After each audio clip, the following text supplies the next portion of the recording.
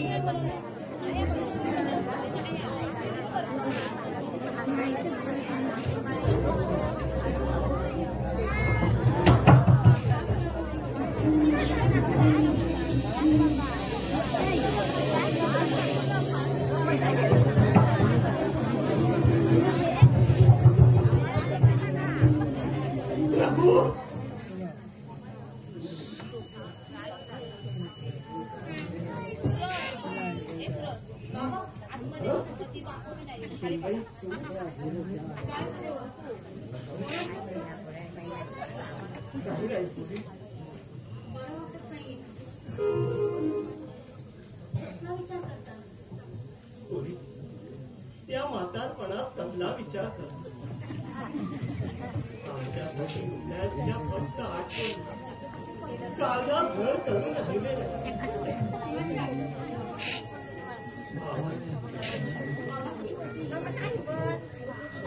माझ्या लहान भावाच्या हो या जगात नाही गळ्याला फास लावून आत्महत्या केली नाही त्या प्रसंगाची आठवण झाली ती मला काही सुचेल असं मी काय करतो याचं सुद्धा भान राहत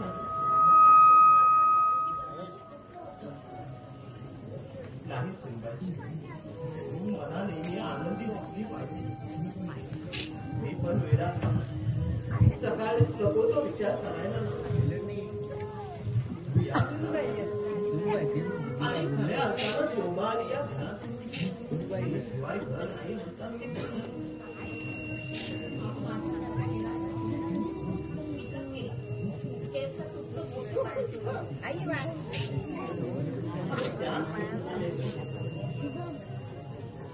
जगोदरीच्या गाठी त्या विधेयकाने बांधलेल्या असतात आपण फक्त निमित्त मात्र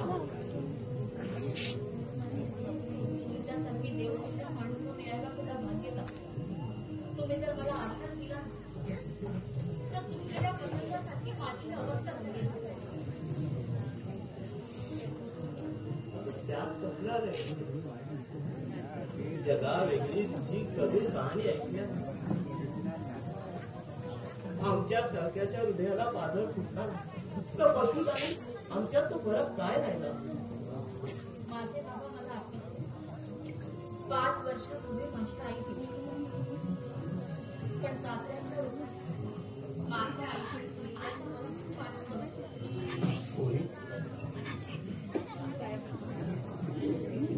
मला तुझ्याकडून हीच अपेक्षा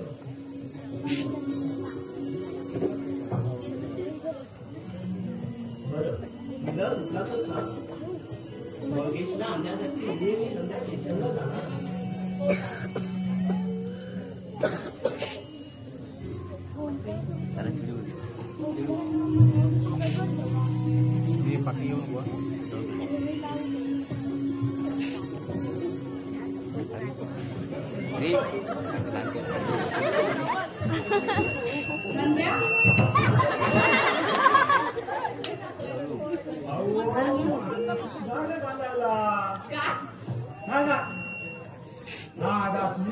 पाणी घालायला आता मला कुठे सुटत पाणी घालायचं विलास साहेबांची ऑर्डर ना कालच्याने चांगलंच खर्चावलं मला का म्हणून काय विचारताय पाणी नाही घातलं म्हणून किती काळजी आहे झाडाची अहो तुम्ही आल्यापासून लय काळजी घेतात झाडांची काय बी म्हणायचंय विलास साहेबांचा तुमच्यावर लय जीव आहे बघा नाही तर साहेब ओरडतील तुला होय होय आठवडा काय काय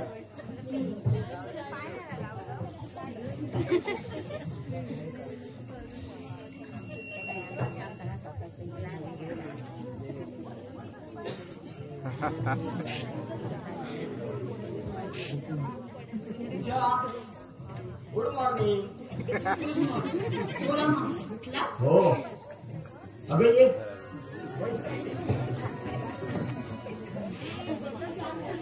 आपण दोघं मी मदत करतो ना तू यायच्या अगोदर ही कामं आम्ही करत होतो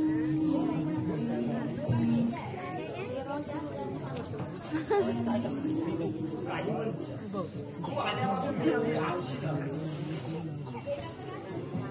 पूर्वी मी सकाळी 5 वाजता उठत असे. सर्व कामं उरकून बरोबर ऑफिसला 9 वाजता जात असे.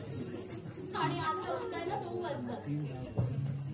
बरं, उद्यापासून सकाळी बरोबर 6 वाजता उठो. एवढ्या लवकर? अहो, लवकर उठला तर वेळेत ऑफिसला जात. आता ऑलरेडी लेट झाला. चला आंघोळ करून घ्या. अगं हो. अगं पण परंतु काही अगं हो. नको. अगं हो ना. हो.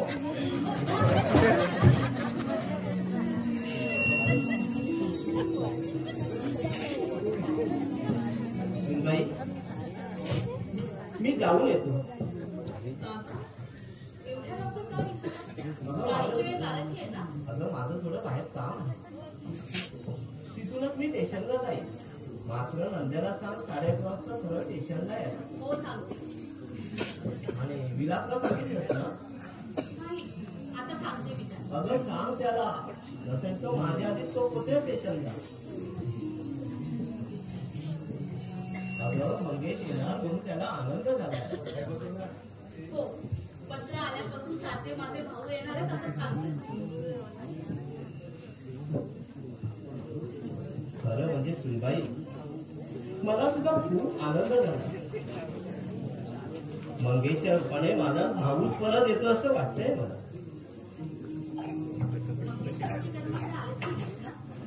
नाही,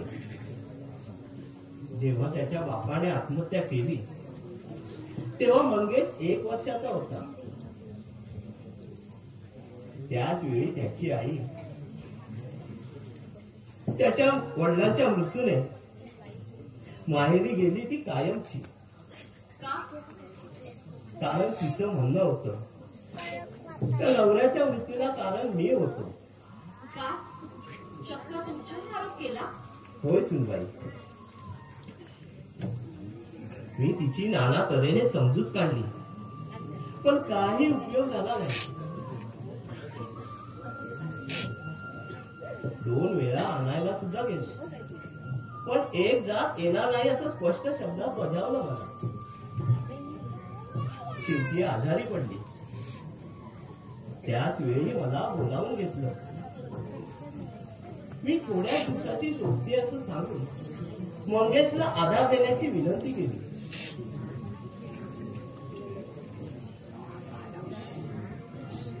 काही दिवसांनी मंगेशची आई स्वर्गवासी झाली. मी मंगेशला आणायला गेलो पण मंगेशला चांगली नोकरी सोडून येता येत नव्हतं. मग त्याला बरं वाटलं की मी येईन म्हणून सांगितलं. पण सुनबाई, आज 5 वर्ष झाली मंगेश या घरी आलाच नाही. फक्त पत्र पाठवायचं एवढं. आणि आज ते खरोखर येतोय म्हणजे तुम्हाला आणूनच स्वाभाविक करते. जावा, त्यांना घेऊन या. ठीक आहे, पण सुनबाई, तो आता इथंच राहणार आहे. चालेल ना तुला? आता त्याचा विचार न झाला बाबा. पाठच्या भावासाठी माया केली मी त्यांच्यावर. शाबास सुनबाई, शाबास. बरं, येतो. हो मुली, किती काळजी करशील. हे पूजा, स्वामी कुठे? अगं बाई, विसरले. आले का?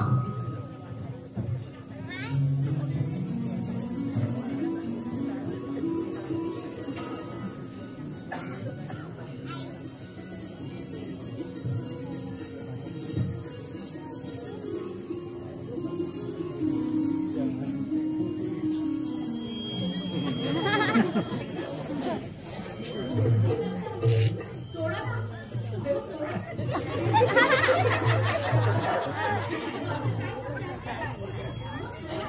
सोडा.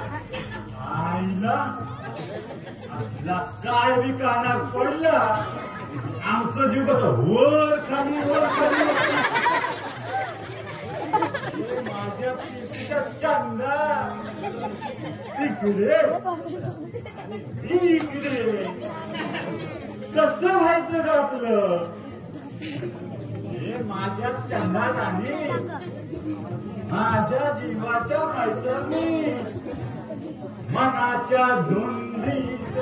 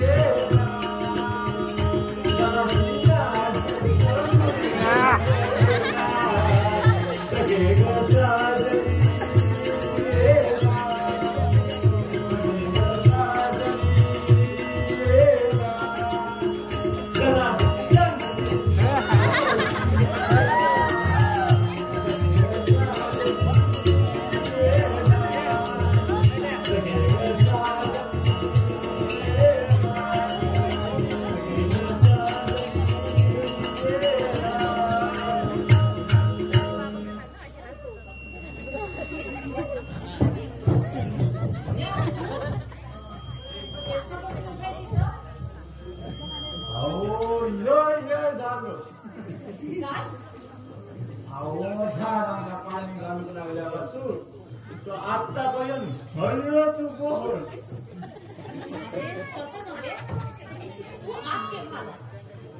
आतमध्ये होय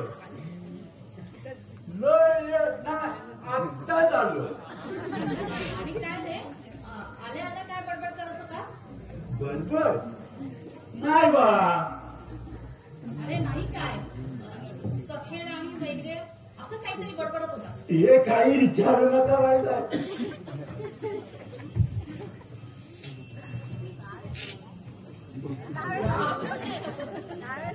आजी कपडे कुठे आहे? हो असं काय करताय? तिकडेच ठेवलेत मी. तसं जावा आतमध्ये जावा. मी आपला जातोच कसा. तू कुठे चाललाय? काम तुला बाजारात जायचं. आलेच मी.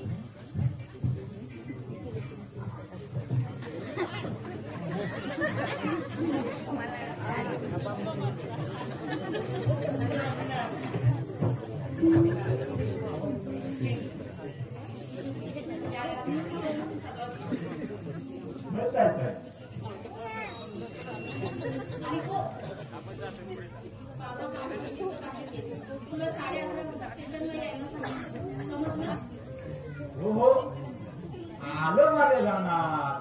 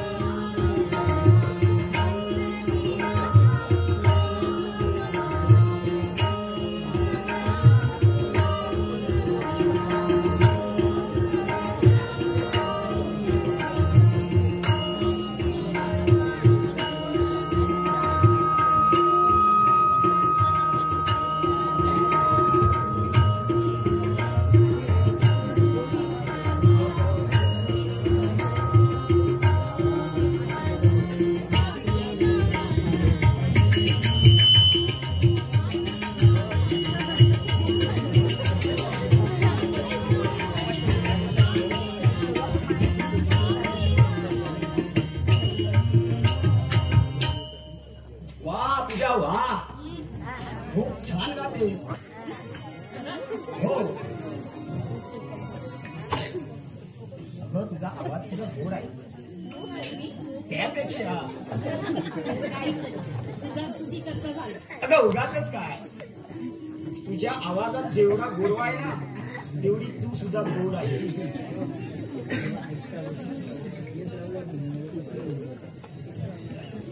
आणि तुझ्या या गोड स्वभावाने मी अगदी राघवनं सुद्धा सोडून दिलेलं आहे तुम्हाला रागवतं पाहिजंय का नको का बाई आवडलेस आपण चांगली करते मी सर्व मी तुमच्यावर तर प्रेमाची अपेक्षा करू शकते एवढं प्रेम आहे तुझं माझ्यावर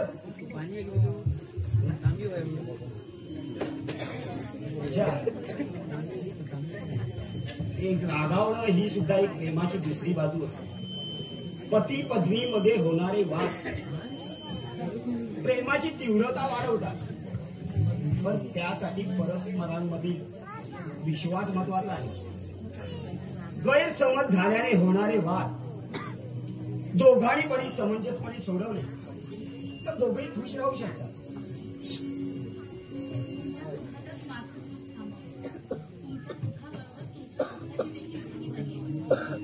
माझ्या सुखासाठी तू काय करू शकतेस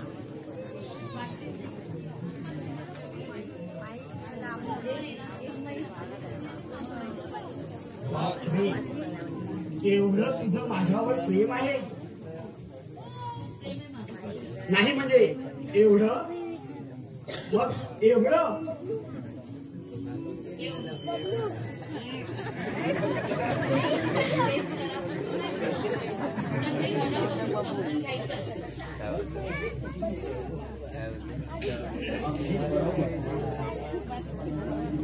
त्यासाठी परस्परांमधील तडजोड महत्वाची आहे एक दुसऱ्याला समजून घेणं हे गरजेचं आहे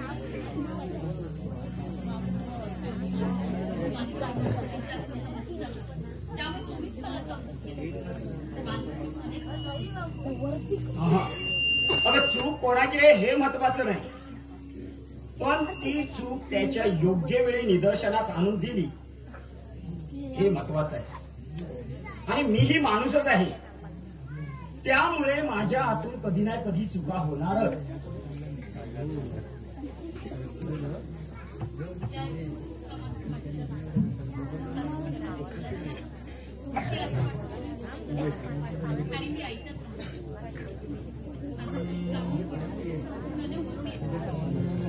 अशीच आयुष्यभर आनंदित राहा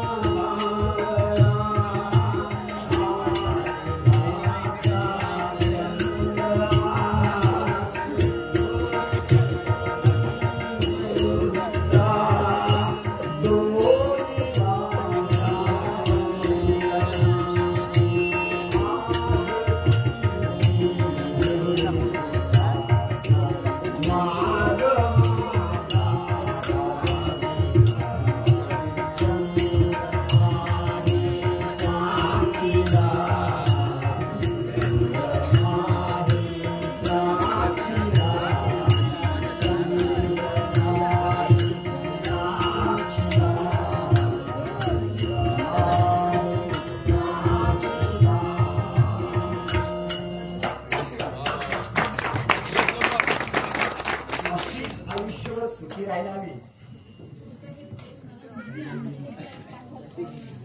त्यासाठी मी सदैव प्रयत्न करेन. बरं पूजा, मी आता निघतो, वेळ झालाय.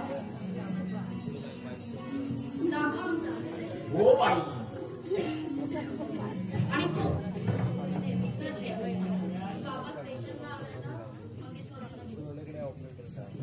केव्हा?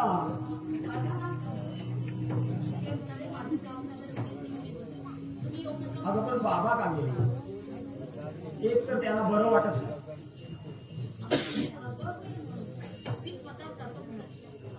काय म्हणावं बाबा, आराम करा म्हणून सांगितलं तर मी ऐकतच नाही. बरं पूजा, मंगेश आलं की त्याचं चांगल्या प्रकारे स्वागत कर. बरं, येतो मी. बाय.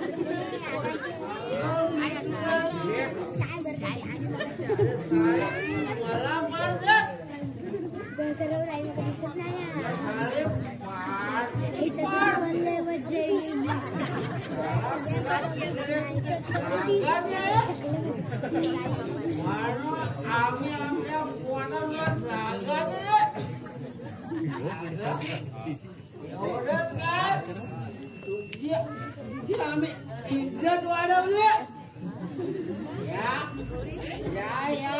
बेवड्याने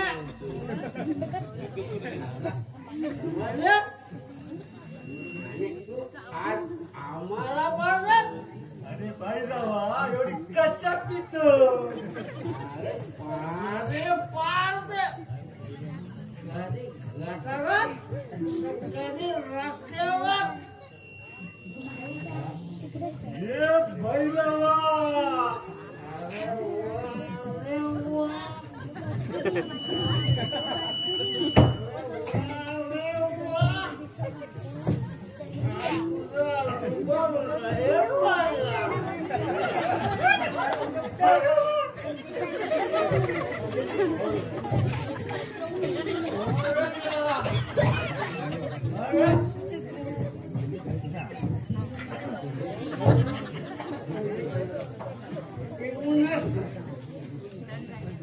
अरे भैया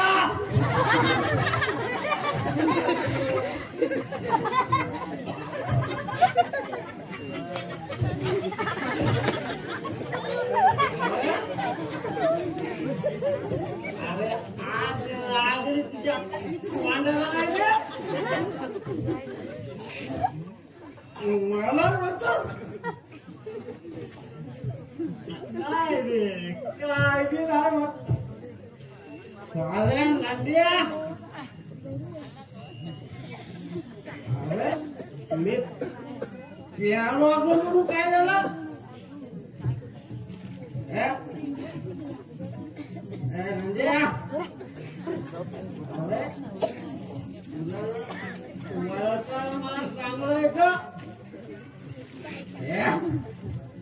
तू आधी एवढा कोणाला म्हणाला रे तिला साऱ्या तुला काय लाज शरम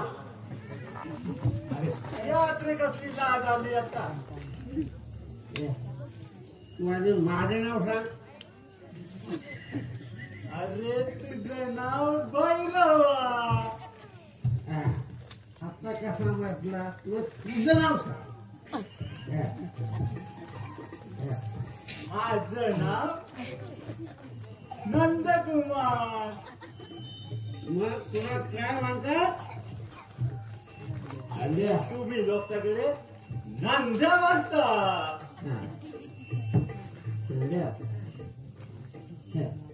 तसंच तुझं नाव भैरवा म्हणून भैर्या म्हटलं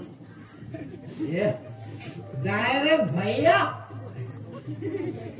अरे तुला काका मामा दादा तुला काय म्हणता येत ना की तुझ्या आई बापाने तुला काय शिकवलं नाही रे अरे आता काका मामा म्हणायच्या लायकीचा आहेस का अरे एक नंबरचा एवढा तू अरे मी बेवडा असं म्हणून काय झालं रे अरे आम्हाला पण काय प्रतिष्ठा आहे की नाही अरे आम्ही सगळे बेवडे इज्जतीने जगलो काय ह्याची इज्जत अहो बघू तो तेव्हा पिऊन गटारात पडले नसता नंद्या अरे त्याला तुला ना भाग्य लागतं कोणाच्या नशिबात नसतं गप्पा त्यात भाग्य कसला कालचा शेंबडा पोट तुला काय गोष्टी करणार रे पण नंद्या अरे तू साऱ्या मोठमोठ्या गोष्टी करतो पण माझ्यासमोर उभं राहणं तुझी लायकी ना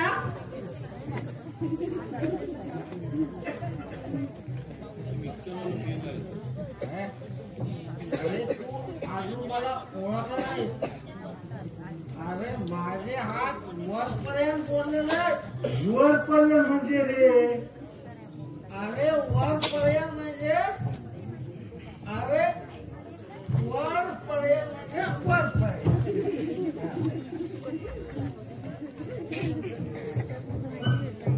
राहू दे ते तुला नाही करणार अरे काय नाही राजा. अरे मला विचारायची पण तुझी सारं लायकी ना अरे माझे हात वरपर्यंत जाऊ दे अरे पण मी वरपर्यंत बोललेला माणूस आहे मारायच्या अगोदर अरे माणूसच मी माणसं अरे माझ्या समोर बोलायची पण तुझी लायकी नाही पण मी म्हणतोय तुझ्या समोर बोलायची लायकी नाही म्हणतो उभं राहायची लायकी नाही म्हणतो मग माझी लायकी हा तरी कशी आहे या दारूच्या बाटलीत अरे एक गोड घेऊन बघ तुझी माझ्याला तुझी बरोबर बंद कर नाही चालता होय तू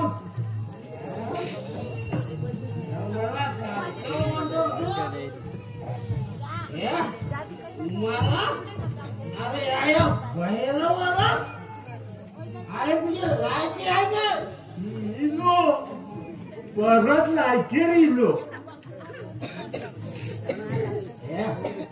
तुम्ही लोक समजताय का आम्हाला अरे आम्ही वाटकडे राहू अरे मन मांडवकडे राहू अरे तुम्ही आम्हाला अडवणार कोण रे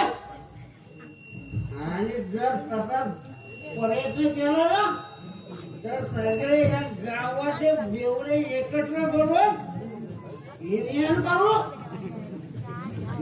बेवड्याला इज्जत देणार ना त्याच्या घरावर वरती काढू त्यांच्या तोंडाला पण आग लावू अरे बेवड्याशाही अरे बेवड्याशाही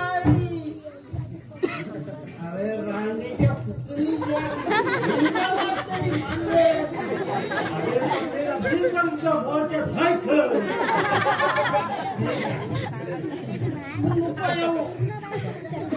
एक दिवस सभासद करून घेऊ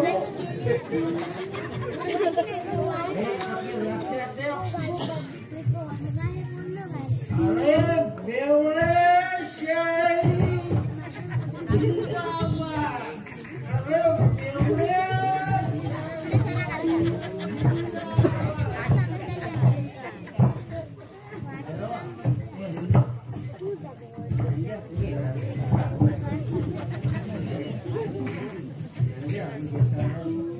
आता आणखी काय सांगलो 10 रुपये कुठे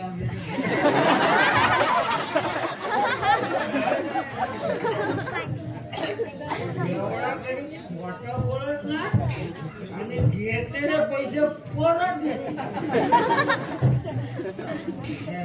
काय रे 10 रुपयाची पण लायकी नाही माझी नोकरशाही जिंदाबाद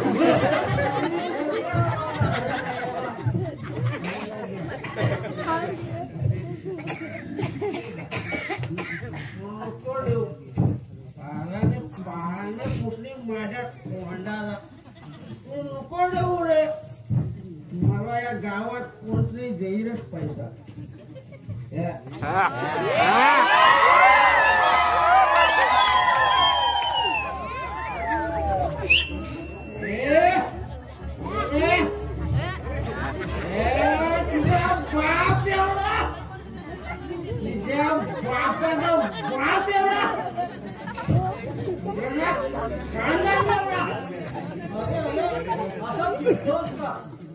तुला 10 रुपये हवेत ना मी देतो तुला 10 रुपये अरे आज लागली तुझ्या अरे तुझ्यासारख्या पापाच्या गाऊ शिवाय राहील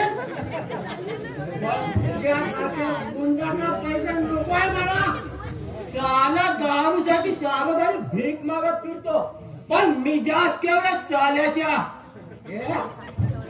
तुझ्या बापाचं काय म्हणतात हातात जास्त बोलशील तर आतड्या करून हातात देईन तुझ्या चाल हो तू चाल अरे आतड्या काढायला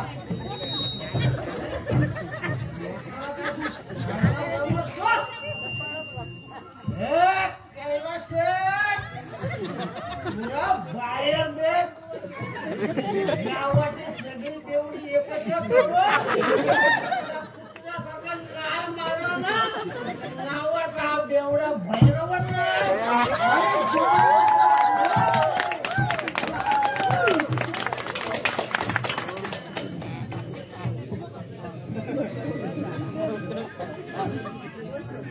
पूजा हे पूजा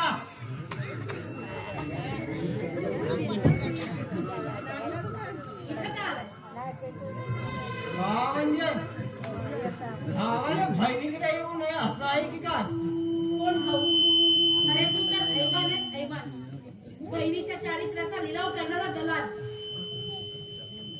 अगं तरी सुद्धा तुझा भाऊच आहे ना मी ही मानायला हवं ना मानून न मानून उपयोग काय रक्ताचं नातं आहे आपलं रक्षाने नाती तोडता सुद्धा येतात नातं तोडलं तरी तुझा मी भाऊ आहे हे सत्यच आहे ना आणि बहिणीला जीवनातून उठवणारा तू एक करता येत हे सुद्धा एक सत्य करता मित्र मी सत्य असत्याच्या गोष्टी तू मला शिकू नकोस मग चालता होय तू तुझी पापी पडका या घरात नकोय मला चुप चाले भावाला करता म्हणून सांगतास अगं भावाला पाहतात तुला आनंद व्हायला हवा होता. तेवढी नशीबवान नाही. अरे नुसती भावाची आठवण जरी आली तरी बहिणीचा ऊर भरून येतो. तेवढी बहीण बाबाच्या नात्यात माया असते. पण तू समोर आलास ना की त्या नात्याची किळस काढू लागते मला. जेव्हा माझ्या बरोबर लहानाची मोठी झाली तेव्हा या भावाची किळस वाटली नाही कधी. राक्षसांच्या पंक्तीत बसत नव्हता. ज्यांना तू राक्षस समजतेस ना त्याने तर मला खऱ्या जीवनाचा अर्थ शिकविला. त्यानेच तर मला पैसा पुरविला. नाहीतर आपल्याकडे होतं काय? एक वेळ खाल्लं तर एक वेळ उपाशी. आईला दुसऱ्याची भांडी कोणी घासायची आणि अर्धी भाकर वाटले ती खायची. तेवढा तुझ्या हरामाच्या वर्षात करून अगं कसलं काय सुख. दुसऱ्यानं फेकलेल्या तुकड्यावर जगायचं असलं भिकायला जीवन मला पसंत नव्हतं. मला हवा होता पैसा. पैसा आणि पैसा बस. त्या पैशासाठी तुझ्या बाबांनी झाला. निरपराध माणसांचे जीव घेतले आणि तेवढे तुझं समाधान झालं नाही. म्हणून पैशाच्या मोहापायी स्वतःच्या बहिणीचा चारित्र्याचा लिलाव करायला निघाला. तिच्या रक्ताच्या नात्याचा सुद्धा तुला विसर पडला. जिथे पैसा पुढे सर्व शून्य तिथे रक्ताच्या नात्याचा विचार का म्हणून करावा? तो विचार केला नाही म्हणून तर माझा लिलाव करायला निघाला होता. कसा काय?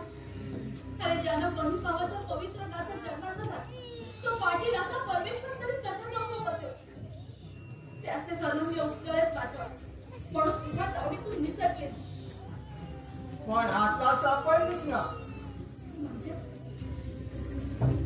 म्हणजे मी तुला न्यायला आलो. येथेच ना माझ्या बरोबर आहे. तुझ्या बरोबर यायला आता मी तुझी बहीण नाहीये. एका प्रतिष्ठित माणसाची पत्नी आहे. तू कुणाची पत्नी असलीस तरी त्यानं मला काही एक फरक पडणार नाही. तू किती गयावया केली तरी जिथं मी तुझा सौदा केला तिथं तुला यावंच लागेल. हलका परत ही भाषा बोलशील ना तर झोपा टाकून पाठवेल तुझा.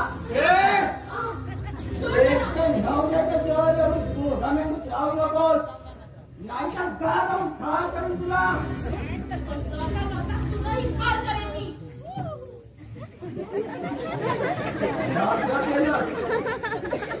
पण तुझ्यामध्ये एक प्रकारची हिंमत दाद द्यायला हवी तुझ्या हिमतीला. चल म्याव म्याव करणारी एक मांजर वाघाला ठार करण्याच्या गोष्टी करते. माणसाला बोलून मारलं तरी मरण्यापूर्वी मारणाऱ्याच्या नळीचा कोण घेऊ शकते हे विसरू नको. डोळ्या मारते साली. आता जास्त शोभा करून द्यायची नसेल ना तर कोण काळा तरी तू. तुला न घेता कसं शक्य आहे? तुला काय वाटलं मी तुझ्या बरोबर येईल हा तुझा भ्रम आहे. माझ्या कष्टातून सुटली आणि तू लग्न केलं म्हणजे मी तुझा शोध घेतल्याशिवाय नाही. आता सापाच्या अवलादीचे आम्ही हातातून सुटलेलं सावट कोणत्या बिळात लपलंय हे चांगलंच माहित असतं आम्हाला. म्हणून तर इथपर्यंत येऊन पोचलोय. मी तुझ्या बरोबर येईल असं वाटतंय तुला. हा तुझा भ्रम आहे. ते कधी शक्य होणार नाही. तुला घेऊन गेल्याशिवाय राहणार नाही. ते तुला या जन्मी तरी शक्य होणार नाहीये. तू जर ऐकलं नाही तर या घराच्या बरबादीला कारणीभूत तूच करणार आहे हे लक्षात ठेव. तुझ्यामुळे हे घर उद्ध्वस्त होणार आहे आणि माझ्या मार्गात जे अडथळे निर्माण होतात ते मी कसे दूर करतोय तुला माहितच आहे. तुझ्या विलाची काय अवस्था केली माहित आहे ना तुला. तुझं कसं विसरू शकतो. विकास माझ्या बरोबर लग्न करायला तयार म्हणून तू ठार केलंस त्याला. सांगून ऐकला नाही सारा. मनाला मी तुझ्यावर प्रेम करतो. पाठवला ढगात साल्याला.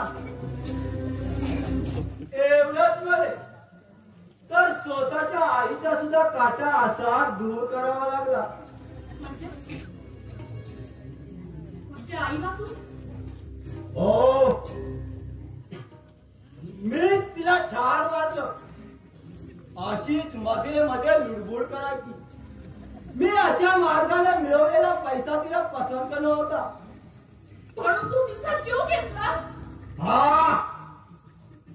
आणि इथं सुद्धा माझ्या मार्गात जो कोणी आडवा येईल त्याचा सुद्धा शेवट असाच करेन मी. अरे पण का करतोयस तू हे सगळं? पैसा, पैसा हवाय मला, पैसा.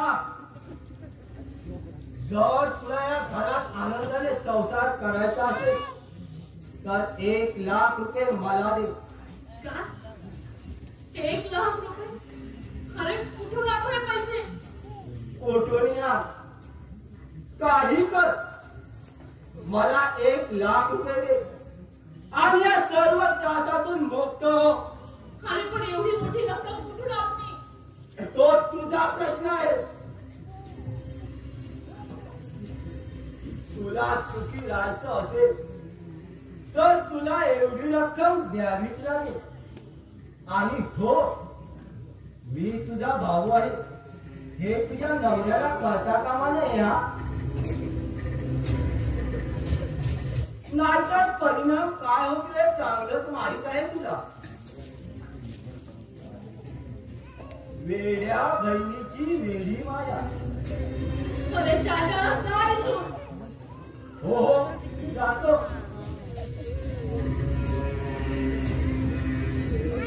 अरे कैलास, तू केव्हा आलास? आणि असा अचानक न सांगता याच भागात यायचा योग आला. आणि तू तर पत्ता दिला होता. म्हटलं आलो काय तर भेटून जावं. बर, आल्यासारखा जेवण करूनच जा. नको विला, पुन्हा केव्हा तरी असं म्हणतो. ठीक आहे. पूजा, तुला म्हणाला होतो ना ऍक्सिडेंट मध्ये होता होता वाचलो तो याच माणसामुळे. काय?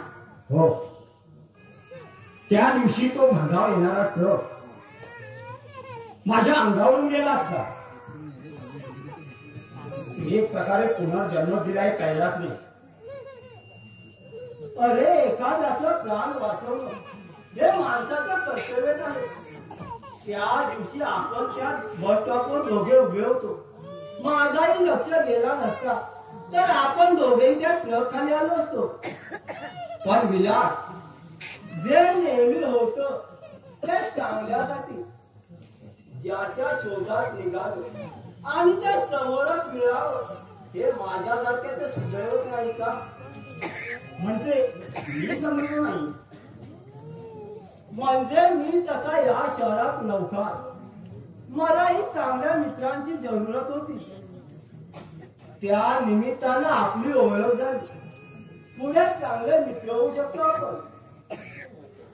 हो, एक चांगले का एकदम बेस्ट मित्र होऊ शकतो. बरं विलास, येतो मी. अरे परत केव्हा येणार? आता तर यावंच लागेल, कारण ओळख झाली ना आपले. बरं विलास, बाय. ठीक आहे.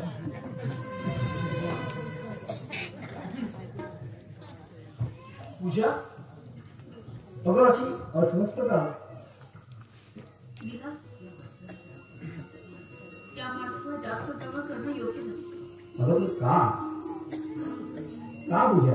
त्याचा स्वभाव थोडा विचित्र वाटतो. अगं त्याचा स्वभाव कसाही असला तरी त्याने मला पुनर्जन्म दिलाय हे विसरू नकोस. अहो त्याबद्दल त्याची ऋणी आहे.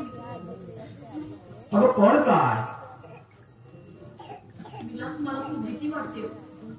अगं पण का? कदाचित हा आपल्या मामाने तर नाही ना. असं का वाटतं तुला?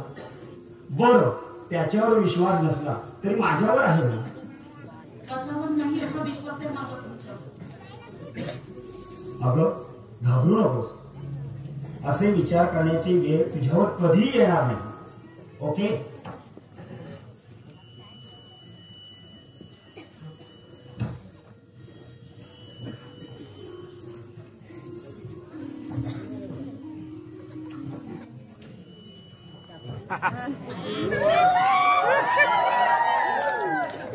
नमस्कार.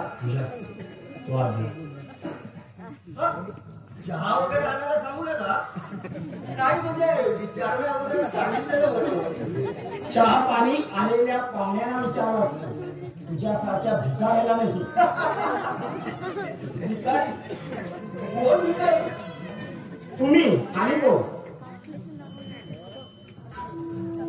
निवडणुका जवळ येतात, मतदानाची भीक मागणारे भिकारी आहेत. असं म्हणजे मत मागतो म्हणून आम्ही भिकारी? काय करणार बाबा? राजकारणात टिकून राहायचं तर मतांची भीक मागावीच लागते. मग जी काय भीक मागायची असेल ती रस्त्यावर, घरात नाही, आणि घरात कधी यायचं नाही. समजलं? अरे एवढा चिडतोस का? मी तर तुझ्या फायद्यातच बोलायला आलोय ते. आणि तू मला इथून जायला सांगतोय? माझ्या फायद्या तोट्याचा विचार करायला मी समर्थ आहे. कमाल आहे. माणसाला तहान लागली की तो स्वतः पाण्याजवळ जातो. अरे इथे तर पाणी तुझ्या समोर आलंय आणि तू त्याला ठोकर मारतोस. मुद्द्याचं बोला आणि निघायचं बघा. ठीक आहे.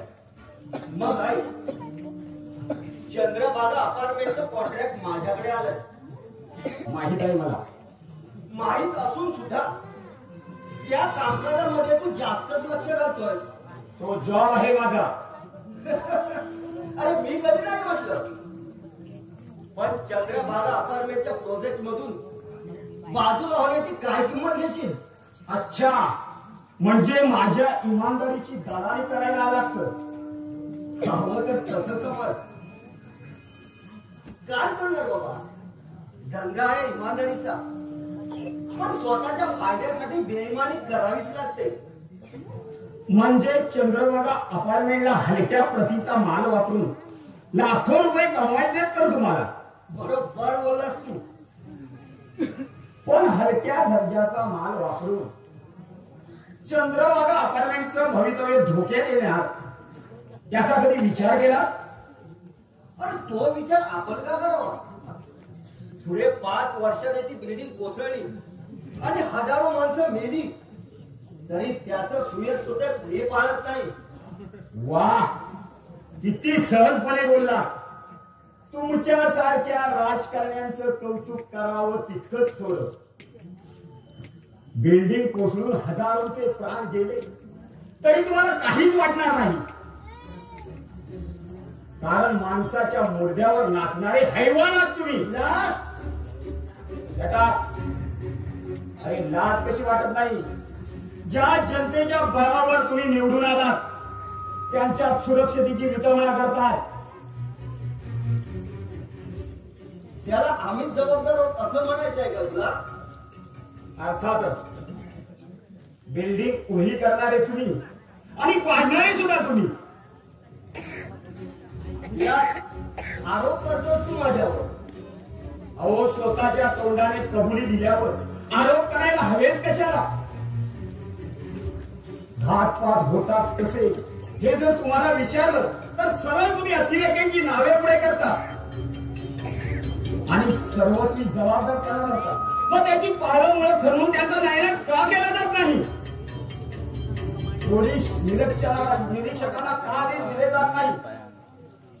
अहो, आपल्या जागा कायम ठेवण्यासाठी सामान्य जनतेचा नाश करताय तुम्ही. आता कालचं उदाहरण घ्या. बसमध्ये बॉम्बस्फोट झाला, 100हून अधिक लोक शरीराची चिरड्या झाल्या. मग त्यामध्ये होता तो फक्त सामान्य माणूस, एकही नेता नव्हता. आतापर्यंत असे कित्येक बॉम्बस्फोट झाले पण त्यामध्ये एकही नेता नव्हता, होता तो फक्त सामान्य माणूस. अहो, तुमच्या सारख्या स्वार्थी नाटकी राजकारण्यांवर त्यांचं स्वयंस्थिती का पाळावं? त्यांच्या पडलेल्या रक्ताच्या सड्यावर उभे राहून नाटकी अश्रू वाहणारे आणि आनंदात भाषण ठोकणारे पैदाशी लांडगे आहात तुम्ही. अशाला विचार कराल सामान्य जनतेचा. तुझ्या बापाने कधी मोर मानून बोलायची हिंमत केली नाही. हो, कोणी बोलत नाही म्हणूनच तुमच्यासारख्या बोक्यांचं भावतं. एवढ्या गुरमीत राहू नकोस. सगळी नशा उतरवीन मी तुझी. धमकी देत आहे मला. सुद्धा धमकीत समज. नागाच्या शेपटीवर पाय दिल्या सापाची जात माहिती आहे ना तुला? तू घेऊन ओकायला लावते. त्याच्या मानेवर पाय ठेवून त्याचे दात घशात घालायचं चांगलं माहित आहे मला. नाव गेट आउट. ठीक आहे, तुला समजवण्यासाठी आलो होतो, पण तू तर जास्त शहाणा निघालाय. पण एक गोष्ट लक्षात ठेव, माझ्या नागाला लागणं म्हणजे जळत्या निखाऱ्याची बिंडोपणे खेळण्यासारखं आहे. जळता निखारा विजल्यावर राग होते लक्षात ठेवा. चला जा इथून. विलास, ए डोळे वटारून बघू नकोस. वेळेला ते सुद्धा हातात काढून ठेवे. ठीक आहे, माझे डोळे काढतोस काय? पण या डोळ्यातून निघालेल्या आधी तुझी मार्ग राग होईल लक्षात ठेव.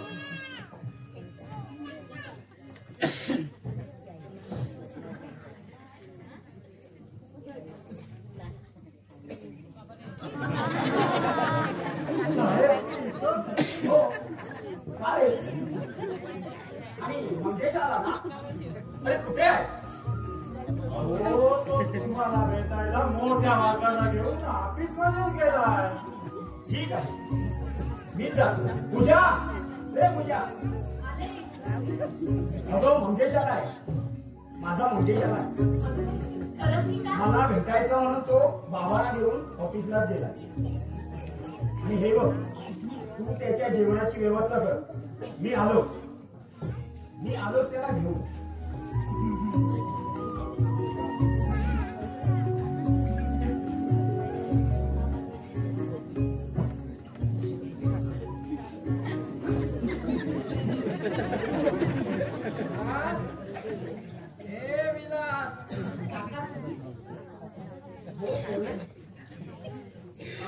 विलास कुठे गेला? हो, आत्ताच बाहेर गेले. काही काम होतं का? अगं माझं काय काम असतं? अगं आठवण झाली की इकडे येतो. येथे आल्यावर मला समाधान मिळतं. अगं या बेवड्या काकाला याच घरात समाधान मिळतं. काका एक विचार. अगं विचार कोणी? अगं पोटच्या पोरीने सुद्धा एवढी माया दिली नसती एवढी तू या बेवड्याला माया दिली. विचार कोणी?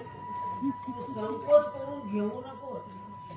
तुम्हाला जेवणाची नाव सांगितलं. तेव्हा तुम्ही नशेमध्ये राहा. का? काय युक्तीचं? अगं स्वतःला समजवण्यासाठी मन एकटं पडू नये म्हणून दारूची मी सोबत केली. त्या जगात माझं कोणीच नाही म्हणून मी दारूची संगत केली. तुम्हीच नाही म्हणते. तुला काय सांगू पोरी? कोणाची तरी दुष्ट लागावी असा आमचा सुखाचा संसार चालला होता. ही दोन गोंडस मुलं, अगं जीवापाड प्रेम करणारी माझी ती पत्नी. खूप प्रेम करायचो माझ्या त्या पत्नी. मला आणि नको त्याचं ऐकून माझ्या पत्नीच्या चारित्र्यावर मी संशय घेतला ग. त्याच काही न ऐकून घेता अगं या हाताने त्याला धक्के मारून तिला मी घराबाहेर काढली. त्याबरोबर माझी दोन्ही मुलंही घेऊन गेली. अगं त्यावेळी मी समजून घेण्याच्या मनस्थितीत नव्हतो. अगं माझी पत्नी निर्दोष होती. तिनं असं कोणतंच पाप केलं नव्हतं. हे मला फार उशिरा कळलं ग. तेव्हापासून मी त्याचा शोध घेतो. आज मी उद्या भेटेल या आशेवर जगतोय. दारूच्या आधारावर. संशय माणसाला डोकं ते काही खोटं नाही. अगदी बरोबर बोलूस ग तू पोरी. अगं संशयाने तर माझा घात केला. अगं सोन्यासारखा संसार माझा माती मोल झाला. झालं ते झालं. आता तरी प्यायची कमी कर. दारू ना प्यालो तर बायको मुलांच्या भेटीसाठी आतुर झालेल्या मनाची समजून कोण काढणार ग. छापताप करून माझं हरवलेलं सुख मला परत मिळालं नाही. अरे सगळं असं होतंय ग. म्हणून मी या दारूची संगत केली. कारण दारू सगळं माप असतो. अगदी विसर पडतो सगळ्या गोष्टींचा. अगदी हरवलेल्या बायको पोरांचा सुद्धा.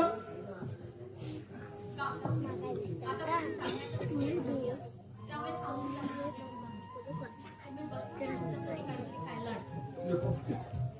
नको नको पुरी. अगं तू चार प्रेमाचे शब्द बोललेस माझं भरलं आहे पोट. अगं पोटची पोर मिळाल्याचं मला समाधान झालंय. जा जा पोरी तू तुझं काम कर. मी येतो.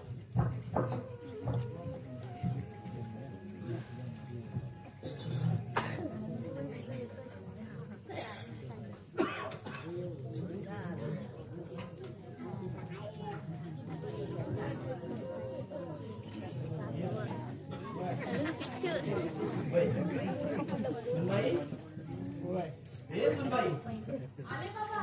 अगं मंगेश आलाय. पाणी घेऊन ये. हो हो आणते.